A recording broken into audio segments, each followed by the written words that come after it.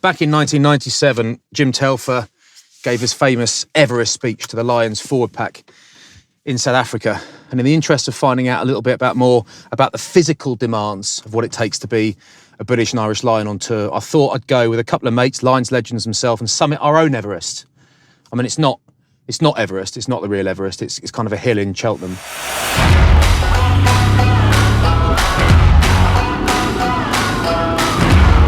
You know, really, it's about the right-hand side of the scrum, as you know. The tight head, Wally, I was behind him that day. Just getting that little inch on. Oh, hang on, John, there's flats for you. Sam, as you know, great captaincy is about the art of delegation. Don't worry about him. We've got some boys ready for him. You know, enjoy our little walks, mate. Yeah. Anyway, as I was saying, that scrum, I had great bind on Paul, and we just managed to find that little couple of inches. Here they are then. All right, chaps. Oh, Flats. Ready to roll? Hop in. You know. There you are, nice to see you.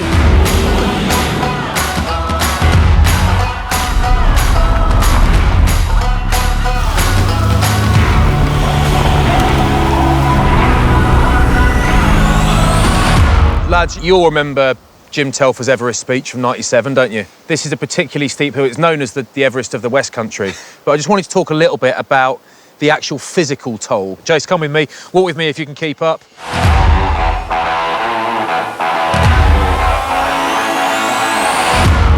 Jason, I'm interested because, of course, a lot of rugby players, almost probably most rugby players, want to batter their opposition and win, dominate physically, but you dominated physically in a different way. It was almost like the way you dominated was by humiliating people, wasn't it, in a way? But it wasn't my job, so, you know, stick to what you're good at. You know, I was never going to physically intimidate anybody, but once we got into the opposition and got that parity up front, then for me, just getting people on the back foot was great, and especially playing fullback, because you can just pop in anywhere and just really just take people on. And forwards, done 2 or 3 rocks, bump, get in there around the breakdown, away you go. And probably seen that with guys like Colby. There's so many more facets to a game of rugby union. It's a lot more complicated. Did you find that, or did you actually find it quite easy? No, I didn't have a clue. You know, I a lot of the stuff that I was doing was just off instinct. So, you know, I didn't know anything about the breakdown. I think what we did try and work out is I'm going to run the ball. I can't kick the ball, so I'm going to run it. Just like everyone knew your footwork was coming, but when you're trying to defend it, Brian, it's one thing knowing it's coming, it's another thing doing something about it, isn't it? It's the panic in the kick chase of, you know, connecting. And usually you try and connect in threes.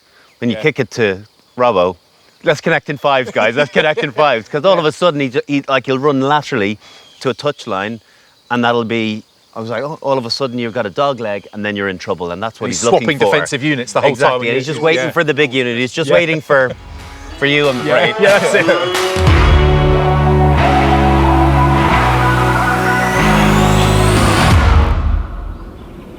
You know, I just hope that the experience for the guys is as much as I and the lads have enjoyed, because, you know, they come back, they're going to create history, and you've got an opportunity in a few short weeks of your rugby career to create history. And men can become giants, and Alan Wynne-Jones can become a Lions giant, and, you know, that's what it's all about. This is it, lads. This is Everest. Is it a case that the Everest is getting picked, or the Everest is winning? No, Everest is winning. Yeah. Everest is winning. Don't say anyone could get picked, because that's not actually true. Very, very political when I played. Very few people can get picked. And that's not necessarily just a series, but winning a test match with the Lions. And you know, it took me a few goes to win a series, to be part of a winning series, and it was worth the wait. But that's the beauty. And I think that's the challenge, isn't it? Because everything about a Lions tour is set up to fail.